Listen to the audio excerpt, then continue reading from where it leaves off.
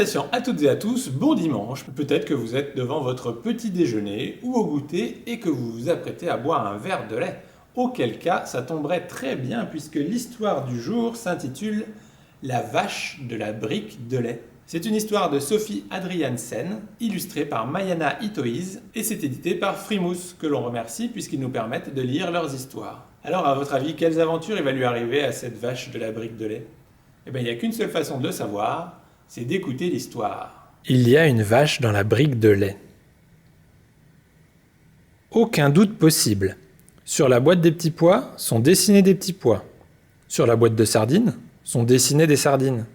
Sur le paquet de céréales sont dessinées des céréales. Donc, puisqu'une vache est dessinée sur la brique de lait, c'est qu'il y en a une à l'intérieur. Des vaches, j'en ai déjà vu en vrai. Elles sont toujours tout là-bas, au bout du champ. Petites, petites. La bonne taille pour entrer dans une brique de lait. Je retiens mon souffle chaque fois que papa prend ses ciseaux pour entamer une nouvelle brique. Il ne faudrait pas qu'il fasse mal à la petite vache qui est dedans. Je trouve qu'il ne fait pas très attention.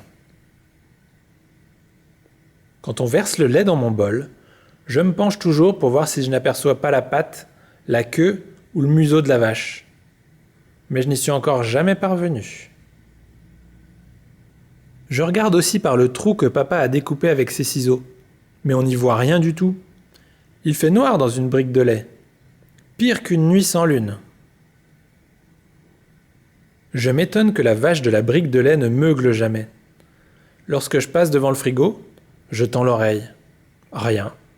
D'un autre côté, comme c'est la nuit noire là-dedans, elle doit dormir. Maman a commencé un régime. La vache de la brique de lait n'est plus bleue, mais verte. Je me demande ce que ça change. Maman m'assure que c'est juste plus léger. La vache doit être minuscule dans cette brique-là. Que deviennent les vaches des briques de lait? Voilà une question qui semble n'intéresser personne. J'espère qu'elles finissent par sortir et se retrouver. Ça doit être pour ça que papa met les briques de lait dans un sac spécial. Il y a sans doute quelque part un endroit où elles sont réunies et où elles font la fête, heureuses d'être enfin débarrassées des briques dans lesquelles elles étaient enfermées.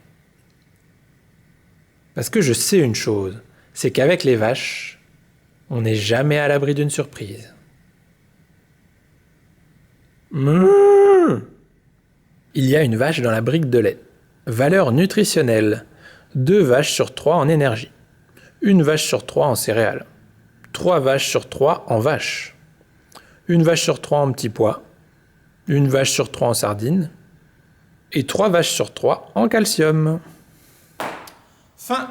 Alors, ça vous a plu? Je sais pas vous, mais moi je trouve ça super chouette d'imaginer qu'il y a des vaches dans les briques de lait en train de faire la fête une fois qu'on a fini les briques de lait. Mais à votre avis, c'est possible ou pas? Sûrement que oui, mais peut-être pas dans toutes les bouteilles. Et ça expliquerait pourquoi sur certaines on voit des vaches dessinées et sur d'autres non. En tout cas voilà, moi il ne me reste plus qu'à vous souhaiter un excellent dimanche et je vous dis à samedi prochain pour une nouvelle conf-histoire. Je ne sais pas encore laquelle, on verra, ça sera la surprise. D'ici là, portez-vous bien et à samedi prochain. Salut!